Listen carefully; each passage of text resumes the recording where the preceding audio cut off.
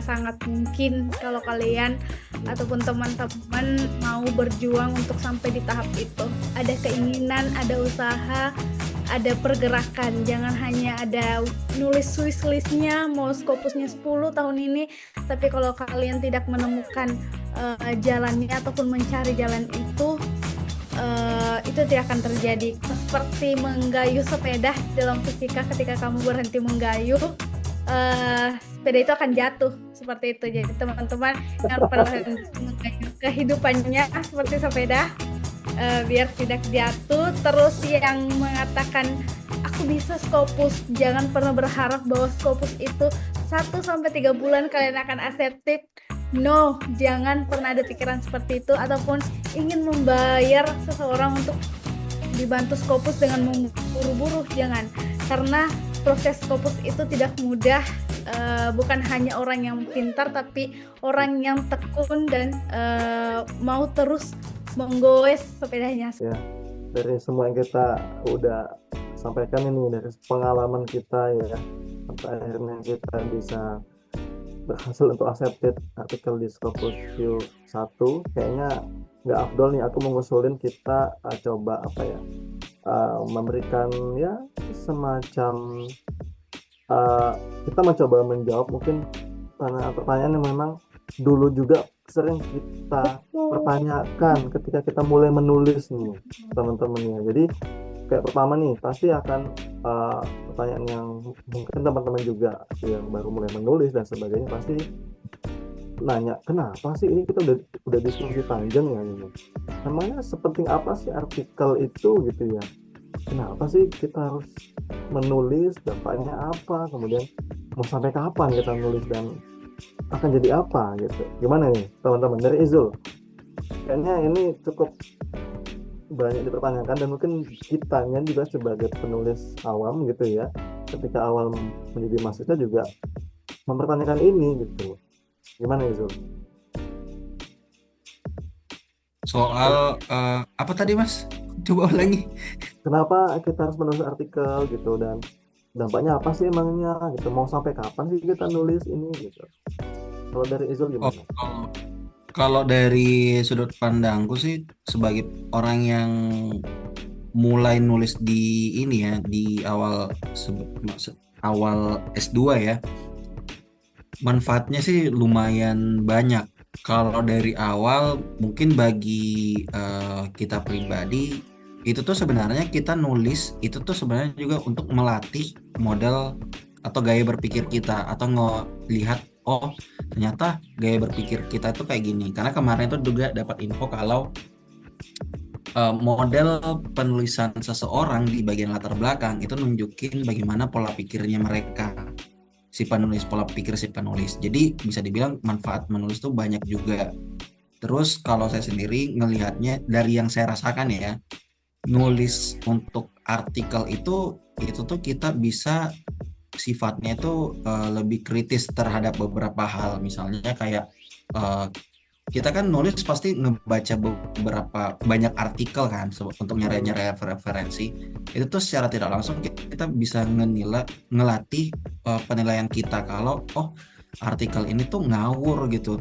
Artikel ini tuh nggak bisa dijadikan landasan meskipun argumennya mendukung, tapi dibaliknya tuh ternyata secara prosedur nggak bisa gitu, nggak bisa digunain dan lain sebagainya. Jadi memang lumayan ngelatih dari segi kognitif kita sih, kayak cara pandang kita dan lain sebagainya seperti itu. Apalagi kalau misalnya ada revisi-revisi atau masukan dari atau kritik dari reviewer, itu juga ngelatih kita gimana menerima masukan seseorang soal argumen yang kita bangun, karya kita bangun, atau bisa dibilang itu ngebantu kita buat berpikiran terbuka sih, lebih open minded gitu. Ini open minded secara teori psikologi ya gitu, bukan yang open minded definisi open minded di TikTok atau Instagram gitu, enggak kayak gitu. Jadi memang sangat bermanfaat, recommended. Luar biasa ya. Oke, nah selain mengenai manfaat yang cukup banyak yang kita juga sering pertanyakan gitu ya, pasti teman-teman dulu juga kadang menanyakan nih, tadi nih kita sudah tahu nih manfaatnya apa, kemudian akan berdampak apa pada kita. Nah, untuk mau memulai, maksudnya kita harus mulai merencanakan kita mau targetnya ke jurnal mana nih. Ya nggak teman-teman ya? Mau ke Sinta kah, mau ke Scopus kah, mau ke Web of Science kah, dan yang lainnya. Nah, untuk menentukan ini kita mau submitnya kemana, memilih jurnal tujuannya kemana, itu dari pengalaman kita bisa kita bagikan mungkin ke teman-teman yang lain. Tips dan triknya itu kayak gimana? Mungkin dari Inu deh, memilih jurnal tujuan, terutama dari yang kita udah lewati ya. Karena tadi kan kita awalnya mau ke Sinta 2 sebetulnya nih, tapi kalau kita berani ke Scopus tuh melalui tahapan seperti apa sehingga kita milih ini loh jurnal yang mau kita tuju gitu. Gimana, Inu? Tips memilih jurnal tujuan yang tepatkah? Kan kita nih awalnya tadi kita udah bahas, kita awalnya mau ke Sinta 2 nih gitu. Tahu-tahu di tengah jalan kita dengan keyakinan kuat memilihnya kenapa Scopus, kemudian Scopus yang mana, kenapa jurnal ini. Nah, itu dari pengalaman kita ini seperti apa ini? Oke, ini ada beberapa hal untuk menjawab ini. Untuk menentukan target jurnal tujuannya. Pertama, mungkin dari tuntutan realistis. Misal, lulus dia harus Sinta 3 ya kalau sekarang di ini. Lulus harus Sinta 3, ya udah. 3 ya, oke. Targetin Sinta 3 dulu. Ini target papernya atau lihat papernya itu papernya udah jadi atau belum nih konteksnya? Papernya belum dan sudah jadi, gimana? Okay. Ada bedanya nggak? Beda. Kalau papernya belum jadi, itu bisa ditargetin secara realistis.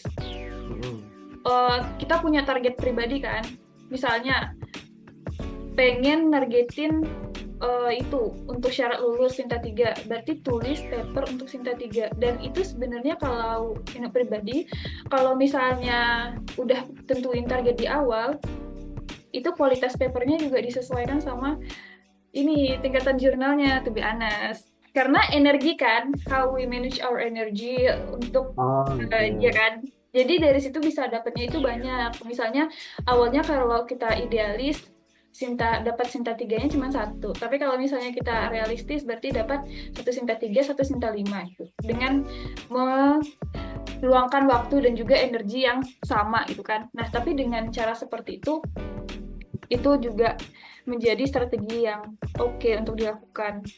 Jadi itu yang pertama, itu kalau papernya belum jadi, itu lihat target pribadinya dulu, apakah pengen menargetkan lulus itu untuk target lulus, atau misalnya dia pengen punya Scopus ID, itu berarti dia juga harus dipikirin. Kalau misalnya dia dari penulis pemula, berarti kalau misalnya kayak kemarin itu udah ada track dari 2 tahun sebelumnya, misalnya 2 tahun sebelumnya. Kalau Scopus pertama untuk mendapatkan Scopus pertama untuk peneliti sebagai first author itu sebenarnya susah ya. Makanya strateginya adalah menggunakan data lapangan, misalnya dengan sampel yang besar. Nah, jadi kemarin itu agak diplot strateginya itu buat satu paper dulu untuk mengembangkan satu instrumen, kemudian paper keduanya baru kita ngambil data di lapangan dengan data yang gede untuk dijadikan paper kedua, paper lagi yang mensitasi paper yang pertama itu. Nah, di paper kedua ini untuk di Scopusnya gitu. Nah, jadi untuk menargetkan satu jurnal itu disesuaikan lagi sih sama target pribadinya, mau ke Sinta berapa atau ke Scopus, itu disesuaikan lagi. Nah, kalau papernya sudah jadi dan ingin melakukan dengan yang artikel kita ini gimana? Apa? Yang kaitannya ke artikel kita ini, kita kan awalnya tadi di Sinta 2, kita ke Scopus. Nah, dari Scopusnya kemudian sampai kita menentukan kita mau submit ke jurnal ini nih gitu. Oh, berarti saat papernya udah jadi ya? Iya, saat papernya sudah jadi. Kalau papernya udah jadi, semakin banyak kita menulis paper, kita akan semakin tahu kualitas paper itu cocoknya di tingkatan indeksasi yang berapa. apakah di Sinta, apakah di Scopus itu. Jadi gitu. Nah, pada akhirnya eh, kita mau menerbitkan di jurnal A misalkan, nah, memilihnya itu melalui metode apa sih? Kita ada nggak menyeleksi, memilih, oh kayaknya kita mau jurnal yang di Eropa nih gitu, atau yang mau di US nih gitu. Tadi dari kualitas paper kan kita sudah, ini kondisinya kita sudah set ya indeksasinya itu Ya, di submit di berapa gitu kan. Tapi untuk menentukan misalnya Sinta 2 nih, kan ada 5 jurnal misalnya, mau pilih yang mana gitu ya. Melihatnya dari tentu saja dari kesesuaian ruang lingkup dari paper kita dan scope-nya aim and scope dari artikel kita sama jurnal yang kita tuju. Itu yang pertama, kesesuaian ruang lingkup. Dari situ kita filterisasi lagi, ada beberapa list jurnal yang masuk sama aim and scope dari artikel kita. Nah, setelah itu kita lihat yang kedua adalah APC. ini dia. Diwanti-wanti dulu, jangan sampai nanti misalnya kasus jurnal predator yang dia Sinta 2 aja minta 5 juta misalnya kayak gitu kan, dan itu harus bayar, sementara satu terbitan isunya ada bisa ratusan dan dia bisa untung 21 miliar per tahun misalnya kayak gitu kan. Nah, jurnal-jurnal seperti itu tuh dihindari. Oke. Seperti itu. Nah, scope, EPC-nya berapa, terus lihat lagi di setiap artikel itu ada track record-nya. Dia kapan accepted, kapan direvisi, kapan di submit, kapan direvisi, Ya, kapan di timeline-nya accepted. ya. Timeline-nya. Seberapa lama suatu jurnal itu ngerevisi suatu paper. Karena jangan sampai kalau dari pengalaman ini selama ini di perjurnalan, Sinta 3 itu kayaknya 1 semester, Sinta 2, Sinta 3 itu 1 semester. Ada juga yang sampai 1 tahun. Hal-hal seperti itu diperhatikan juga. Takutnya nanti kita misalnya untuk mengejar syarat lulus nih, padahal kalau Sinta 2 itu 1 semester, bahkan ada yang 1 tahun. Nah, nanti ke pepet gitu, atau jadi ngestak dan akhirnya syarat lulusnya nggak terpenuhi, terkendala di situ. Jadi timeline dari satu jurnal itu juga perlu dilihat sih. Sama ini ya, banyaknya volume yang ada banyaknya isu yang diterbitkan per volume. Misalnya satu jurnal itu 1 tahun menerbitkan berapa kali. Kalau misalnya 4, misalnya ada 4, berarti peluang keterima itu lebih banyak sih. Dan misalnya dia hanya terbitin 2. Dan ini mungkin lihat di jurnal itu ada di paper-paper itu daftar penulisnya. Ada yang mensyaratkan penulisnya itu kolaborasi dari beberapa negara. Nah, lihat kolaborasi paper kita itu ada berapa negara di situ. Kalau misalnya hanya satu afiliasi, itu agak riskan juga untuk diterima. Gitu ya. Nah, aku juga sepakat sih yang tadi mengenai kita ngelihat di jurnalnya, karena di artikelku sebelumnya yang di Sinta 2 yang juga pernah ditulis itu aku juga sempat meriset gitu ya, punya beberapa Sinta 2 pilihan. Ketika keputusannya pertama karena semua skupnya ini masuk nih, jadi untuk memilih mana nih target tujuan, pertama aku ngelihat tadi di isu. Atau di jurnal yang mau aku tuju itu setahun dia itu 4 isu, satu isu 40 artikel. Nah, di situ merasa masa sih artikel itu nggak masuk nih di 40-nya atau di 160-nya dalam setahun itu. Jadi itu jadi perlu kita perhatikan juga bahwasanya ya fokusnya oke, kemudian peluang untuk masuk sekali terbit itu ada berapa artikel gitu kan. Jangan cuman standarnya sih biasanya itu artikel di jurnal yang bagus itu minimal itu memang 2 kali terbitan dan sekali terbit itu 10 biasanya. Tapi kan ada 20 nih setahun. Tapi kalau ada yang lebih banyak ya kenapa enggak gitu kan.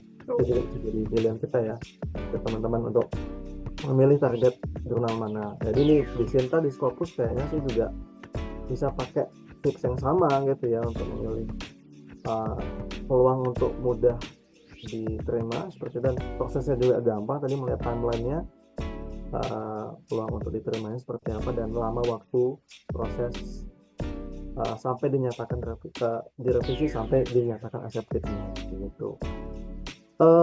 Kemudian pertanyaan yang kayaknya cukup banyak juga ditanyakan nih, kayaknya terakhir nih teman-teman, itu berkaitan dengan mungkin nggak sih sebagai seorang mahasiswa yang belum punya pengalaman nulis misalkan gitu ya, tiba-tiba memberanikan untuk nulis artikel yang mau disubmit ke Scopus.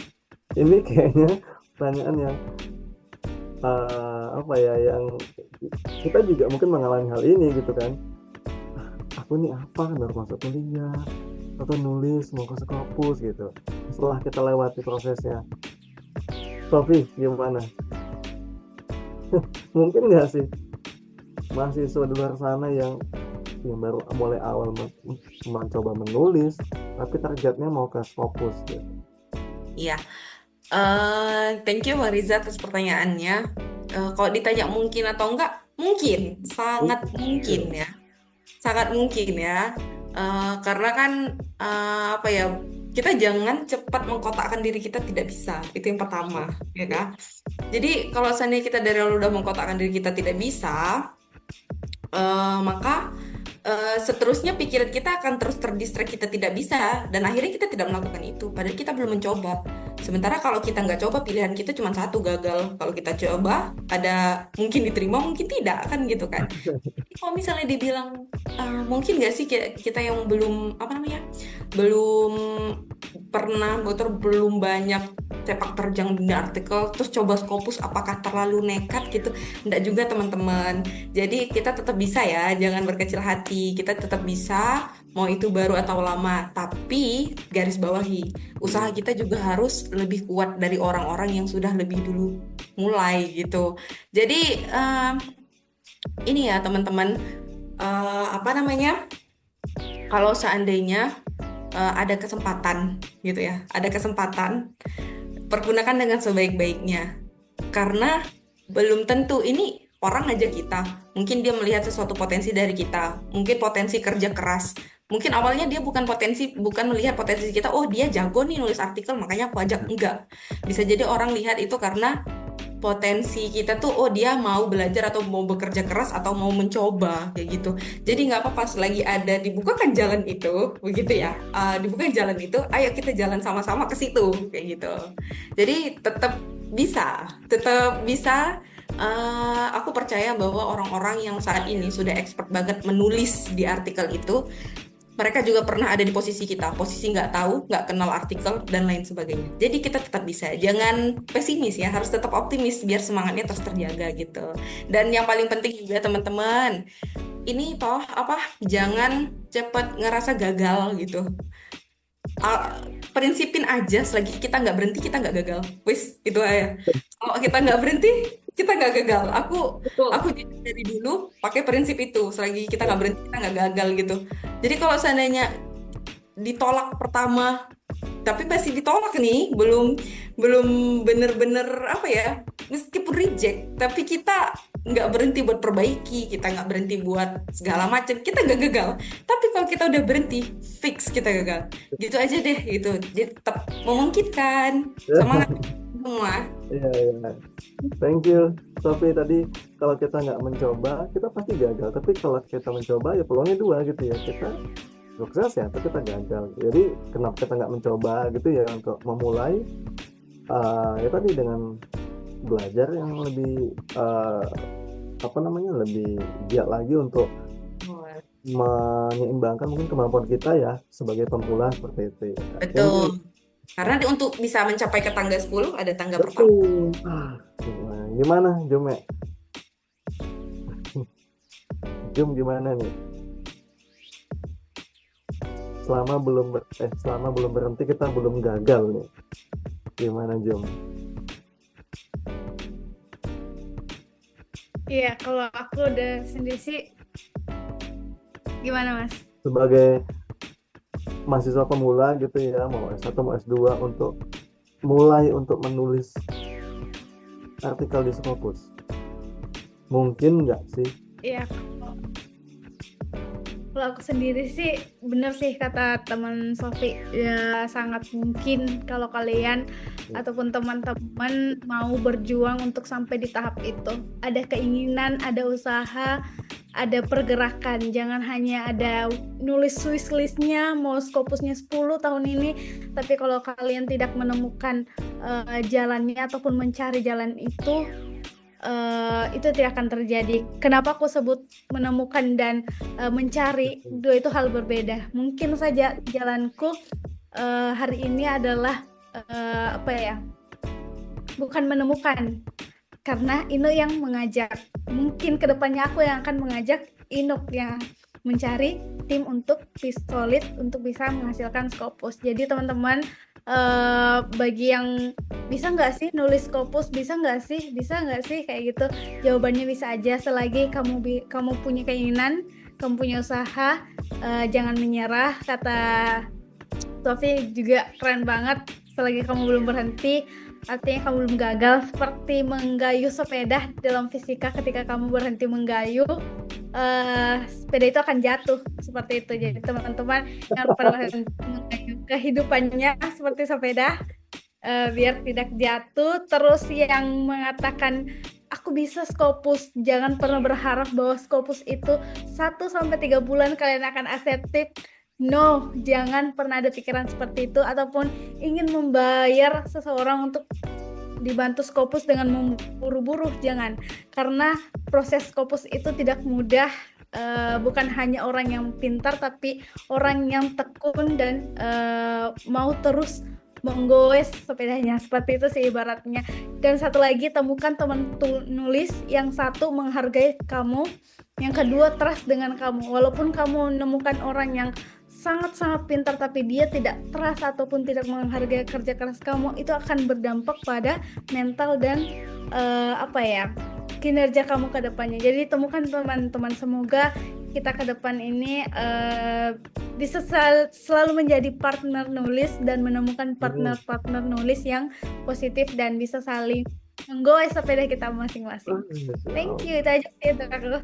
Wow, luar biasa, daging semua. Tepuk tangan dong teman-teman untuk perbincangan daging kita malam ini. Aku udah gak bisa ngomong apa lagi, udah diwakili sama kalian semua, udah sangat happy ya kita malam ini ya.